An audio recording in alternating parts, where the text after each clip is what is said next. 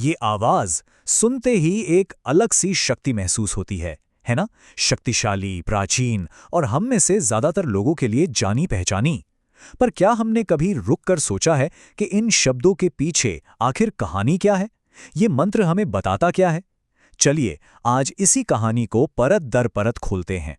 ये जो शब्द है ना, आई गिरी नंदिनी, ये सिर्फ एक प्रार्थना या कुछ पुराने संस्कृत के श्लोक नहीं है। नहीं, ये तो एक बहुत बड़ी, एक महाकाव्य कहानी की बिल्कुल शुरुआती पंक्तियां हैं।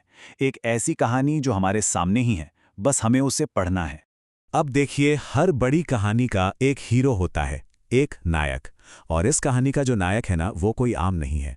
और कमाल की बात यह है कि ये भजन हमें पहली ही लाइन में, बिल्कुल शुरुआत में ही उस हीरो से मिलवा देता है, पर्वत की पुत्री। तो चलिए नाम से ही शुरू करते हैं। ए गिरी नंदिनी, इसका मतलब क्या है? ए गिरी मतलब पर्वतराज और नंदिनी मतलब पुत्री। तो सीधा साधा मतलब हुआ पर्वतराज की बेटी। ये नाम सुनते ही एक तस्वीर बनती है किसी ऐसी शक्ति की जो दिव्य है, पावरफुल है और प्रकृति की ताकत से जुड़ी हुई है। पर बात यहीं खत्म नहीं होती। ये तो बस शुरुआत है। ये भजन जैसे जैसे आगे बढ़ता है, उनके किरदार की अलग अलग परतें खोलता है।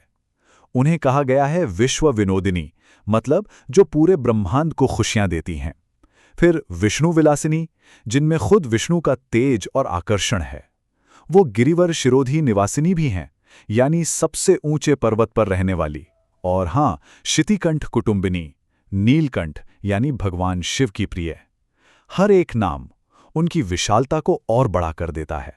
कहते हैं ना कि किसी हीरो की असली पहचान उसके विलन से होती है। तो सवाल ये है कि इतनी शक्तिशाली नायिका के सामने आखिर कौन खड़ा हो सकता है? कौन है वो चुनौती? चलिए अब मिलते हैं कहानी के विलन से। और बस यहीं पर कहानी में एक बहुत ही इंटरेस्टिंग ट्विस्ट आता है। असल में ये जो मंत्र है, ये अपने एक दूसरे नाम से कहीं ज्यादा जाना जाता है। एक ऐसा नाम जो सिर्फ 2 शब्दों में पूरी कहानी का सार, पूरा कॉन्फ्लिक्ट बता देता है। और वो नाम है महिषासुर मर्दिनी। इसका सीधा मतलब है महिषासुर नाम के राक्षस का वध करने वाली। बस यही है इस कहानी का केंद्र, यही है पूरा प्लॉट। उस पर्वत की बेटी की किस्मत में लिखा है कि वो इस ताकतवर राक्षस को हराएगी। तो अब स्टेज सेट हो चुका है।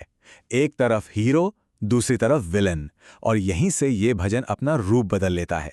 अब ये सिर्फ एक तारीफ या स्तुति नहीं रहती, बल्कि एक भयानक युद्ध की लाइव कमेंट्री बन जाती है। एक एक पल का ब्यौरा। अब योद्धा मैदान में उतर चुकी हैं। अब जो शब्द आते हैं ना, वो एक दिव्य गुस्से और एक जबरदस्त लड़ाई की तस्वीर बनाते हैं। सोचिए, जहां पहले शांति थी, अब वहां युद्ध के मैदान की आग है। पूरी एनर्जी ही बदल जाती है। एक उदाहरण देखिए, एक लाइन आती है, गजगंड विदारण चंड पराक्रम, मतलब उनका पराक्रम इतना भयानक है कि वो हाथियों के सिर तक को चीर सकते हैं। सोचिए कितनी जबरदस्त ताकत होगी। और सिर्फ इतना ही नहीं, एक और लाइन है, निज भुज दंड निपातित खंड।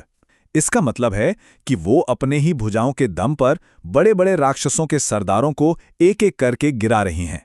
वो एक ऐसी योद्धा हैं जिसे कोई हरा नहीं सकता। भजन में उन्हें दुर्मद शत्रु वधित भी कहा गया है, यानी घमंडी और बुरे दुश्मनों का खात्मा करने वाली। तो समझिए, ये सिर्फ एक फिजिकल लड़ाई नहीं है, ये बुराई पर ही सीधा प्रहार है। तो लड़ाई खत्म होती है, मैदान की धूल बैठती है और भजन का माहौल एक बार फिर बदलता है। वो जो लड़ाई की तेजी थी, उसकी जगह अब जीत का जश्न लेता है। अब ये एक जीत का संगीत है। तो सवाल उठता है कि जब लड़ाई खत्म हो गई, जीत मिल गई, तो इस जीत का असली मतलब क्या है? हम इस महान युद्ध को याद ही क्यों करते हैं?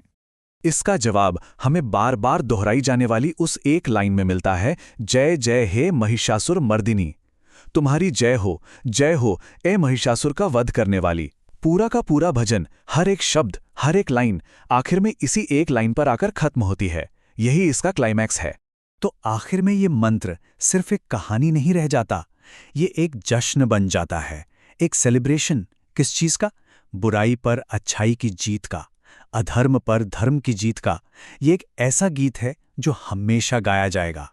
तो बस अगली बार जब ये शक्तिशाली धुन कानों में पड़े, तो सिर्फ संगीत मत सुनिएगा, उसके पीछे की इस पूरी कहानी को याद कीजिएगा। एक पुराना युद्ध, एक ऐसी जीत जो कभी पुरानी नहीं होती, और पावर का, शक्ति का एक शुद्ध मंत्र।